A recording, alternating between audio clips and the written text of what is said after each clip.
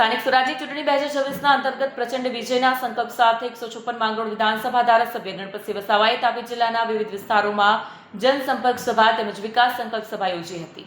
સ્થાનિક સ્વરાજની ચૂંટણીને જ્યારે હવે ગણતરીના કલાકો બાકી છે ત્યારે તમામ રાજકીય પક્ષોના આગેવાનો પોતાના પ્રચાર માટે પૂરજોશથી મહેનત કરી રહ્યા છે। તેવામાં ગતરોજ તારીખ 23 એપ્રિલ 26ના માંગરોળ વિધાનસભા ધારાસભ્ય ગણપતસિંહ વસાવાએ ચૂંટણીના પ્રચારના છેલ્લા તબક્કામાં જંગી બહુમતીથી વિજય પ્રાપ્ત કરવા પોતાની પૂરી તાકાત લગાવી તાપી જિલ્લાના વિવિધ વિસ્તારો સોનગઢ, ઉચ્છલ, ઉકાઈ ખાતે વિશાળ બાઇક રેલી, જનસંપર્ક સભા તેમજ વિકાસ સંકલ્પ સભા યોજી હતી। આ સભામાં ગુજરાત સરકારના રાજ્યકક્ષા મંત્રી ડોક્ટર જયરામ ગામિત, તાપી જિલ્લા ભાજપ પ્રમુખ સુરજ વસાવા, પૂર્વ પ્રદેશ મહામંત્રી ભરતસિંહ પરમાર, જિલ્લા ભાજપ મહામંત્રી નિખિલ શેઠ, તાલુકા ભાજપ મહામંત્રી વિજય વસાવા, ઉચ્છલ તાલુકા સંગઠનના હોદ્દેદારો, કાર્યકર્તાઓ તેમજ ખૂબ જ મોટી સંખ્યામાં ભાજપાના કાર્યકર્તાઓ ઉપસ્થિત રહ્યા હતા। વધુમાં ધારાસભ્ય ગણપતસિંહ વસાવાએ કોંગ્રેસ પાર્ટી અને આમ આદમી પાર્ટી પર પ્રહારો કર્યા અને આપના દિગ્ગજ નેતાઓને નકલી મસીહા ગણાવ્યા હતા। જયરામભાઈએ તો અનેક વાતો ચૂંટણીની કરી છે, પણ જ્યારથી જયરામભાઈ જિલ્લા સંગઠનના પ્રમુખ બન્યા ત્યારથી સતત તાપી જિલ્લાના આદિવાસી સમાજની ચિંતા કરતા આવ્યા છે અને એમાં પણ આ નારણપુરની ધરતી અને લગભગ આ જ મેદાન પણ આજ અને ચૂંટણીના છેલ્લા દિવસે અહીંયા સભા રાખવામાં આવી હતી અને અહીંયા જે વિશાળ સભાની અંદર તમે બધાએ મને ખાતરી આપી હતી કે આ વખતે જયરામભાઈ ધારાસભ્ય બની જવાના છે। મિત્રો, ધારાસભ્ય તો બની ગયા, પણ ગુજરાત સરકારમાં મંત્રી તરીકેનું ખૂબ મોટું પદ પણ આપણા વિસ્તારના આદિવાસી ધારાસભ્યને આ વિસ્તારને મળ્યું। એના લાભ આપણને કેટલા બધા મળવાના છે એની કલ્પના આપણે નથી કરી શકતા।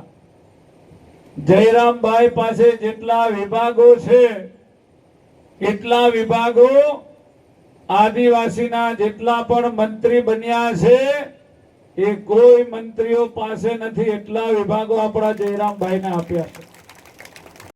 ભાજપની સરકારમાં જયરામભાઈ આખા ગુજરાતના આદિવાસી ધારાસભ્યો ભારતીય જનતા પાર્ટીની સરકારમાં રજૂઆત કરી, લડત આપી અને આજે મને કહેતા આનંદ થાય છે ભાઈઓ બહેનો કે આખા ગુજરાતની અંદર નર્મદાનું પાણી અને ઉકાઈનું પાણી મારા આદિવાસી સમાજને મળે એના માટે 10,000 કરોડ રૂપિયા અમે બજેટમાં મંજૂર કરાવ્યા। 10,000 કરોડ, એમાં તમારા એકલા તાપી જિલ્લાના લગભગ 1100 કરોડ, બરાબર ને જયરામભાઈ? તો હજુ તો આ મુખ્ય પાઇપ લાઈનમાં પાણી આવ્યું છે, નદીઓમાં પાણી આવ્યું છે। આવનારા દિવસોમાં આદિવાસીના ખેતરો સુધી પાણી પહોંચાડવાની જવાબદારી એ ગુજરાતની ભારતીય જનતા પાર્ટીની છે। ભાઈઓ બહેનો, આ કોંગ્રેસે તો આજ દિન સુધી આદિવાસી સમાજને માત્ર વોટ બેંક તરીકે ઉપયોગ કર્યો છે। ક્યારે પણ આપણને શિક્ષણ પૂરતું નથી આપ્યું, પાણી પૂરતું નથી આપ્યું, રોડ રસ્તા પૂરતા નથી આપ્યા, સિંચાઈની સુવિધા નથી આપી।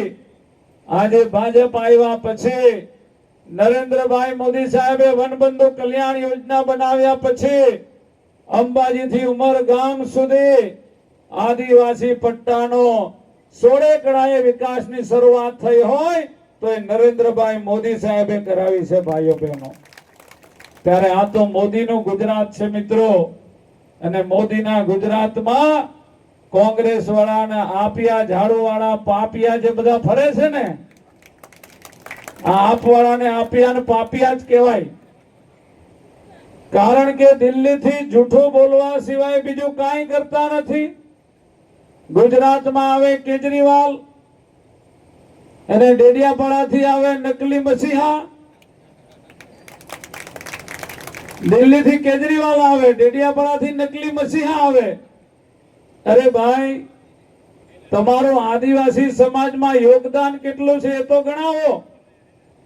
ભાજપ પાર્ટી, ભાજપનો કાર્યકર્તા એ તો આદિવાસીની યોજના સમજાવી શકે, કે ભાઈ આદિવાસીની દીકરી 18 વર્ષની થાય તો એને 1,10,000 રૂપિયા મળે. આદિવાસી સમાજના ખેડૂતને ખેતી કરવા માટે દર વર્ષે 6,000 રૂપિયા મળે. આદિવાસી સમાજના ખેડૂતને ખેતી કરવા 1100 રૂપિયાની સિંચાઈ યોજના મળે.